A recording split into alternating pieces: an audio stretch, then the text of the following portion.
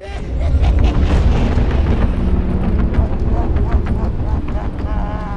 going to talk about the forgotten sequel to Alfred Hitchcock's 1963 classic, The Birds. It's never been on DVD, and even on VHS, it's not very common. The Birds 2: Land's End was made for TV on the cable channel Showtime. I watched it when it first aired in 1994, and to this day, I seem to be one of few people who remember it. They played it back to back with the original, and I recorded both. I taped over it or lost it or whatever, but after digging through my pile of tapes here, I still have the original Birds. So there you have it. One movie is a celebrated classic that everyone still remembers, and the other one, even I almost forgot. It was one of the most distant sequels ever made. Distant that it was made 31 years after the original, distant in plot that it's not even connected with the original, and distant in tone, far removed from Hitchcock's stamp of quality, and who wasn't even alive when they made it. It was directed by Rick Rosenthal, the director of Halloween 2 and Halloween Resurrection. But The Birds 2 was so bad he didn't even want his name on the movie, so he used the pseudonym Alan Smithee. Between 1968 and 2000, Alan Smithee was the official pseudonym for any director that wanted to disown their work. So if you've noticed a lot of bad movies directed by Alan Smithee, he's not a real director. He's a fictional Frankenstein collage of all the worst parts of all directors. So here's the deal. It's about a family who goes to a vacation home on the beach. The father is trying to write some kind of biology thesis, but is bothered by nightmares about his son who died in a tragic accident. It's just one of those things that add complexity to the character by giving him some emotional baggage, but it's rarely mentioned and never do we care about it. The mother gets a job with a local newspaper. Her boss starts coming on to her all the time, and he's definitely aware that she's married. He's just a creep. The two daughters spend a lot of time wandering around, finding strange clues about the terror that's about to unfold. Most shocking of all, a dead body with his eyes pecked out. The father's painting the house one day when he's attacked for the first time by a bird. He goes to the town doctor to get it checked out, but he's told the doctor is also the mayor. He isn't in, but you can find him at the bar. Hang on, he's a doctor and a mayor? How does he have time to sit at a bar and drink? And that's all he does. Every scene he's in, he's at the fucking bar, which he calls his other office. It makes no sense. Anyway, he denies the bird attacks. The town makes money off of occasional tourists, so it's the same scenario as Jaws when the mayor doesn't want to scare people away from the beaches because of the shark. In Jaws, it works, but here, his denial is so far-fetched, he becomes like a cartoon villain.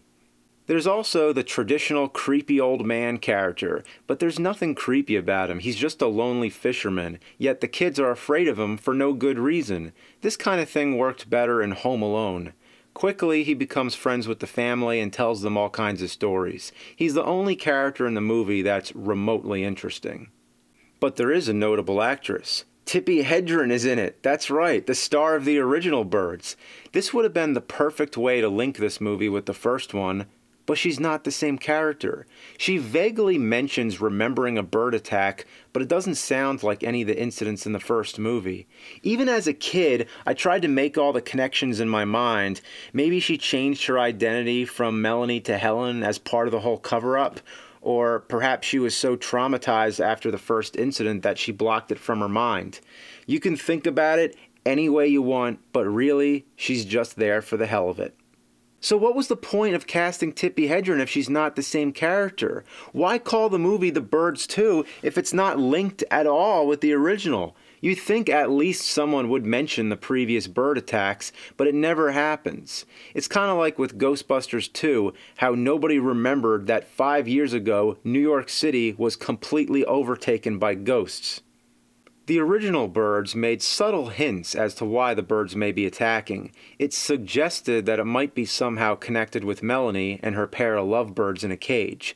Maybe the birds were revolting, but it doesn't matter. They're just a force of nature.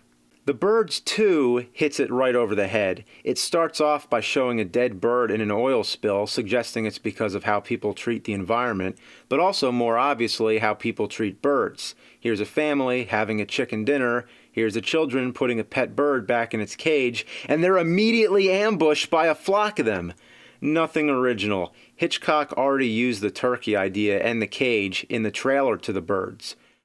But really, you don't need to explain it at all. Nobody needs to know why the zombies attack in Night of the Living Dead, and nobody needs to know why the shark attacks in Jaws. But zombies are supernatural, and sharks are natural eating machines. Birds are different because you don't expect them to attack. I never thought the idea was that scary, and that's just me. I'm not afraid of birds, but the original movie worked. It had a very slow pace, but Hitchcock was able to get some good suspense out of it. That's what he does best. It was a dumb concept to begin with, but with good execution. The idea to make a sequel was doomed from the start, and that's not to say unlikely sequels can't be good. Psycho 2 was a surprisingly great sequel, so it can be done. And The Birds 2 is not without its good moments. There's a scene when the family is trapped inside the house. The phone is dead, the electric is cut. All the old cliches are used, but it's entertaining nevertheless. And this bird is the only bird in the movie that scares me. That is one mean-looking bird. It's like the devil staring into your soul. The final scene, when all the birds are attacking, is a blast. When I saw this as a kid, I lost my mind, especially when the bird explodes. They simply cut from a real bird to a fake blood-filled dummy bird, but I never forgot that image. If this sequel can live up to one thing, it's spectacle. Watching this scene reminds me why I liked this movie as a kid. Like I said, they played both Birds movies back to back, and it was my first time seeing them. The Birds 2 entertained me more. It's sacrilegious to say, but yes, as a kid, I liked the sequel better for its action and special effects. But later, I began to appreciate the original for its craft. It's just that you see things differently when you grow up. Most people probably think nothing more of The Birds 2 than it just being some shitty TV movie. But it was more than that. It was a television event. Tippi Hedren hosted it. It was a big deal, even if just for one night.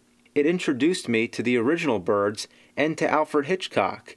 I think I should mention the ending. I would say spoiler alert, but there's nothing to spoil. The movie abruptly ends. The birds are heading for the mainland, fade to black, that's it. It ends on some great momentum, but it's a shameless setup for another sequel. The Birds 3 never happened, but there was Birdemic. With its spontaneously combustible birds, awkward dialogue, audio issues, and over-the-top Save the Earth message, it's a complete farce and has become a cult hit. It's already been talked about to death and has been featured on riff tracks, so there's nothing I have to add. It just needs to be seen to be believed. It's one of the worst films ever made. Every aspect of it is horrible, except Whitney Moore. She's a class act. The Birds 2 was not as good as the original and not as hilariously bad as Birdemic. It falls right in the middle.